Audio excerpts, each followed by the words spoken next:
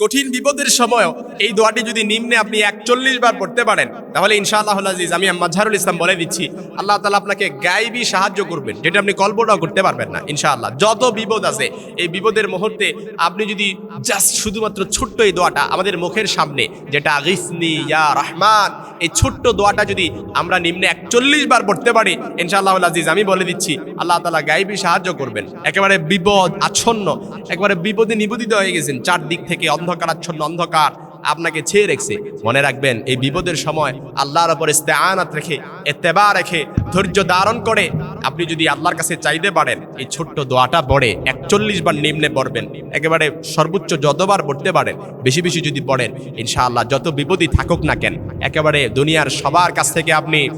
একেবারে সাহায্য পাওয়ার, আশা পাওয়ার,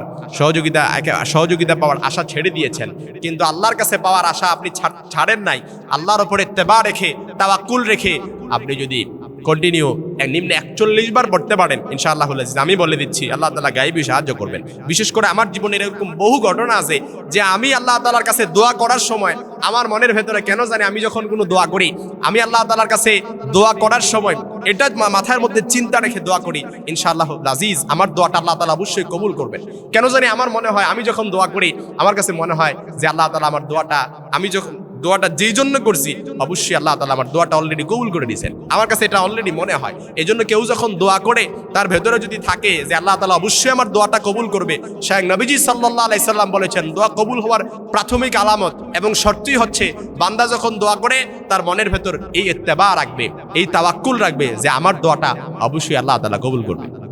আর আপনি যখন দোয়া করেন আপনার ভেতরে যদি এটা চিন্তাধারা থাকে, এই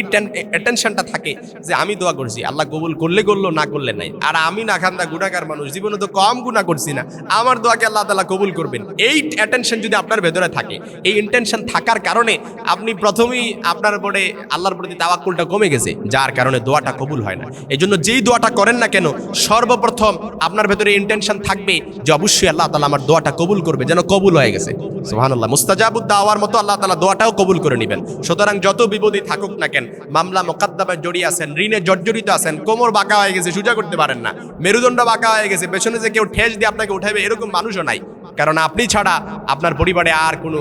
অভিভাবক কেউ নাই। মনে রাখবেন কেউ অভিভাবক না থাকলেও আল্লাহকে অভিভাবক মেনে বিপদের সময় কঠিন মুহূর্তে আপনি যদি আগিসনি ইয়া রহমান এই দোয়াটা 41 বার পড়তে পারেন ইনশাআল্লাহুল আজিজ ঋণে জর্জরিত আছেন ঋণ মুক্ত করে দিবেন, বিপদে জর্জরিত আছেন বিপদ মুক্ত করে দিবেন, অভাব অনটন সব কিছু আপনাকে ছেয়ে ফেলেছে, কষ্টে হতাশায় দুঃখ কষ্টে এমনভাবে জীবন নিবেদিত হয়ে গেছে এই দুঃখ কষ্ট লজ্জায় কারো কাছে বলতে পারেন না, কারো কাছে সাহায্য চাইতে পারেন না। কারণ যদি সে ফকির হয়, কেউ যদি ফকির হয় সে কারো কাছে সাহায্য চাইলে পড়ে তার কাছে কোনো কিছু মনে হয় না, কারণ সে ফকির, তার ইজ্জত সম্মান বলতে কোনো কিছু নাই। কিন্তু আপনার তো সামান্য ইজ্জত সম্মান আছে, আত্মসম্মান বোধের কারণে এই দুঃখ কষ্টে জীবন নিবেদিত হচ্ছে, দুঃখ কষ্টে জীবন পার করতেছেন, কিন্তু লোক লজ্জার ভয়ে কারো কাছে বলতে পারেন না। মনে রাখবেন কারো কাছে বলা লাগবে না। আপনি যদি নিম্নে 41 বার দোয়া কবুলের সময়গুলোতে, বিশেষ করে জোহরের আগ মুহূর্তে, মাগরিবের আগ মুহূর্তে, আজান এবং ইকামতের মধ্যবর্তী সময়ে, বিশেষ করে তাহাজ্জুদের সময় শেষ রাতে আপনি যদি আল্লাহর কাছে 41 বার এই দোয়াটি পড়তে পারেন,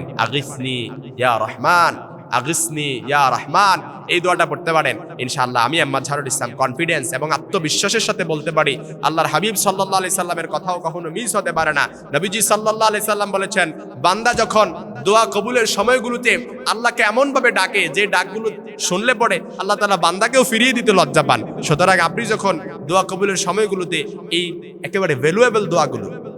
গুরুত্বপূর্ণ দোয়াগুলো পড়ে পড়ে শব্দগুলো উচ্চারণ করে করে আল্লাহর কাছে দোয়া করতে পারবেন ইনশাআল্লাহুল আজিজ আল্লাহ তাআলা আপনার দোয়াটা কখনো ফিরিয়ে দিবেন না, সাথে সাথে কবুল করে দিবেন।